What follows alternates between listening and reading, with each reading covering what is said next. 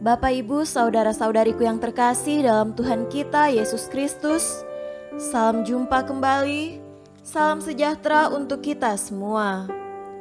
Berkat dan cinta kasih Allah yang Maha Kuasa senantiasa menyertai kita.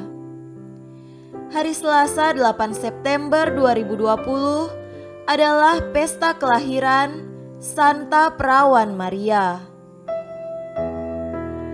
Pesta kelahiran Santa Perawan Maria sesungguhnya menunjukkan betapa gereja mengasihi dan menghormati Maria sebagai wanita yang mempunyai peran besar di dalam karya keselamatan Allah.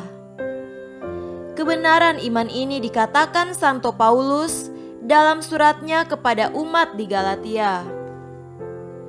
Tetapi setelah genap waktunya, maka Allah mengutus anaknya yang lahir dari seorang perempuan dan takluk kepada hukum Taurat.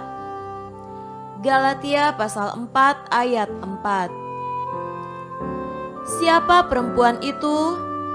Perempuan itu ialah Maria, seorang putri keturunan Abraham. Di sini gereja mengajarkan bahwa Maria telah ditentukan Allah sejak kekal untuk mengandung dan melahirkan anaknya. Untuk itu, ia suci sejak lahir dan diperkandungkan tanpa noda dosa asal. Dalam konteks pengakuan iman inilah, gereja merasa perlu menentukan suatu hari khusus, yaitu 8 September, untuk merayakan peristiwa kelahiran Maria. Dasar pertimbangan ini ialah bahwa sebagai manusia, Maria tentu pernah lahir pada waktu dan tempat tertentu dari orang tua dan suku tertentu. Seturut sejarah, mulanya pesta ini dirayakan di lingkungan gereja timur berdasarkan ilham dari tulisan-tulisan apokrif pada abad ke-6. Pada akhir abad ke-7, pesta ini diterima dan dirayakan dalam gereja Barat Roma.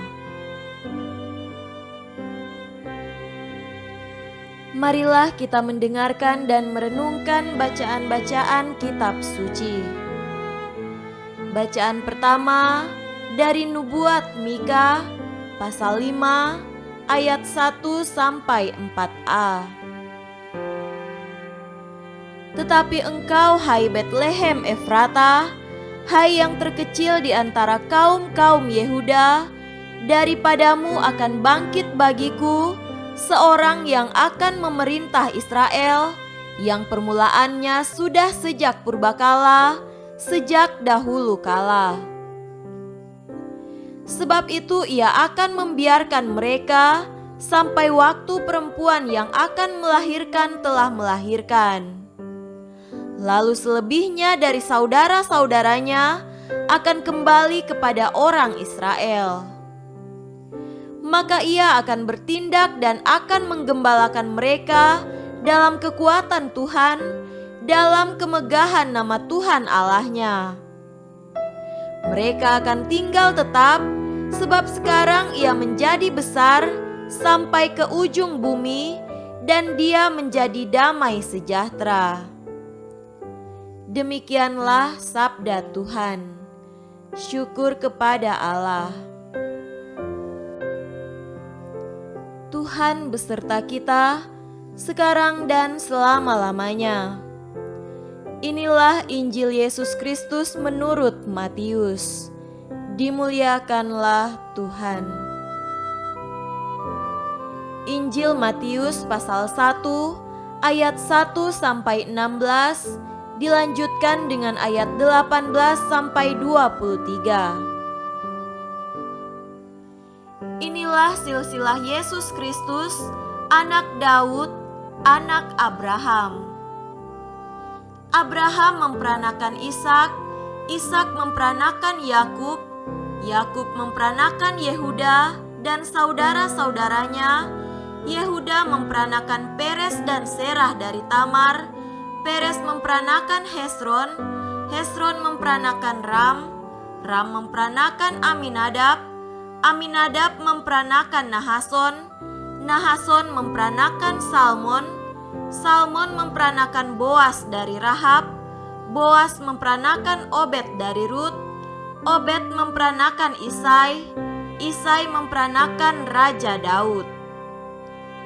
Daud memperanakan Salomo dari istri Uria, Salomo memperanakan Rehabeam, Rehabeam memperanakan Abia, Abia memperanakan Asa, Asa memperanakan Yosafat, Yosafat memperanakan Yoram, Yoram memperanakan Usia, Usia memperanakan Yotam, Yotam memperanakan Ahaz, Ahaz memperanakan Hizkia, Hizkia memperanakan Manasye, Manasye memperanakan Amon, Amon memperanakan Yosia, Yosia memperanakan Yekonya dan saudara-saudaranya pada waktu pembuangan ke Babel.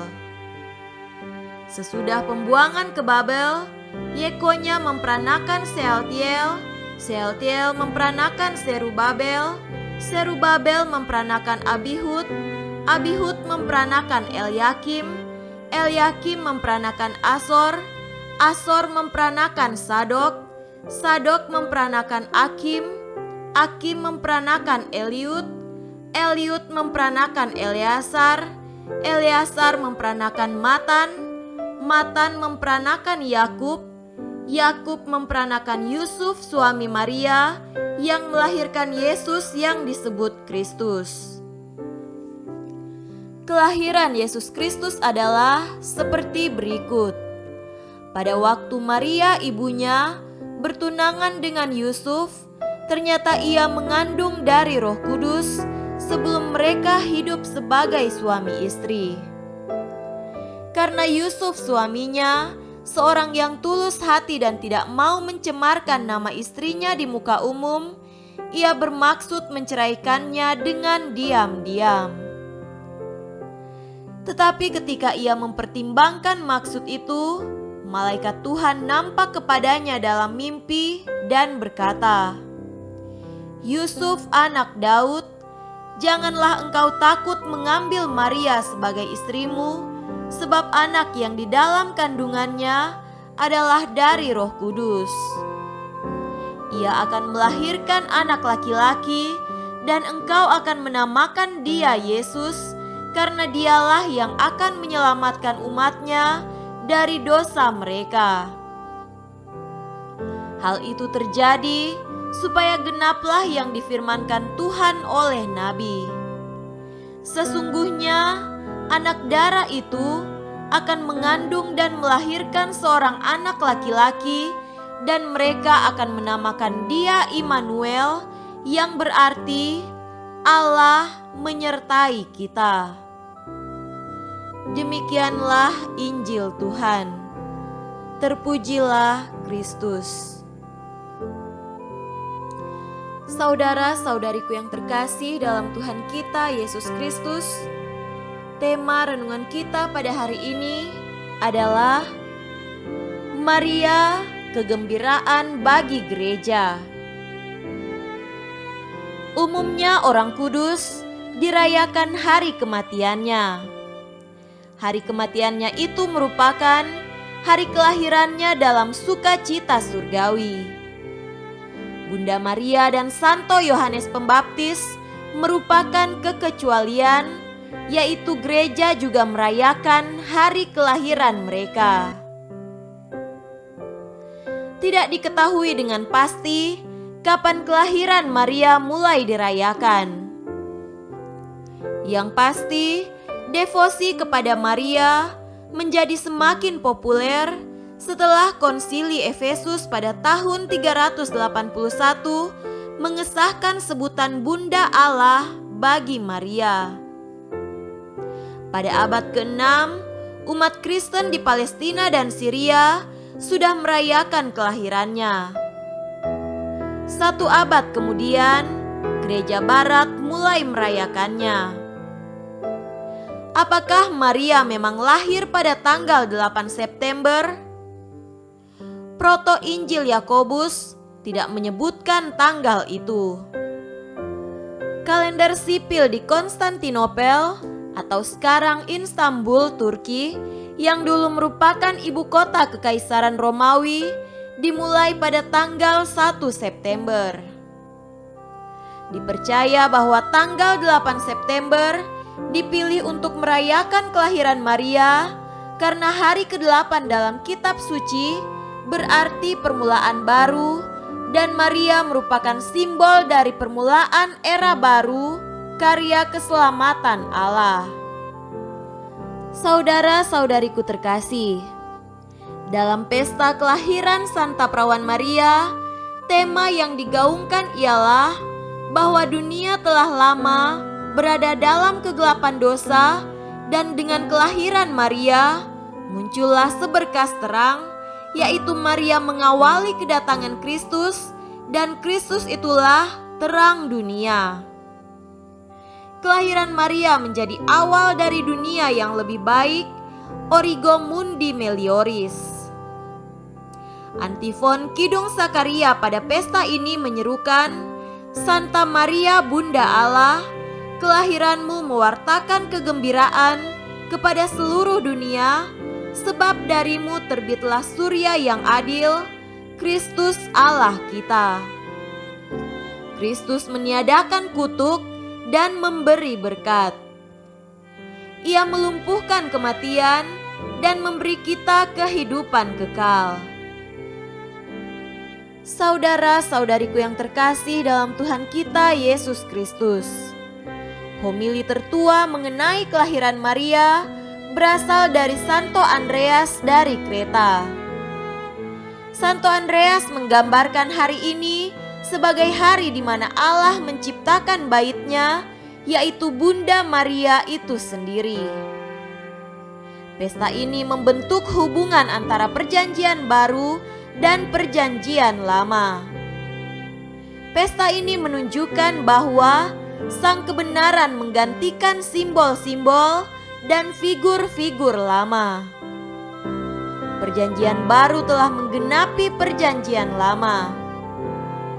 Oleh karena itu, semua ciptaan bernyanyi dengan sukacita, memuliakan dan ikut ambil bagian dalam kebahagiaan hari ini.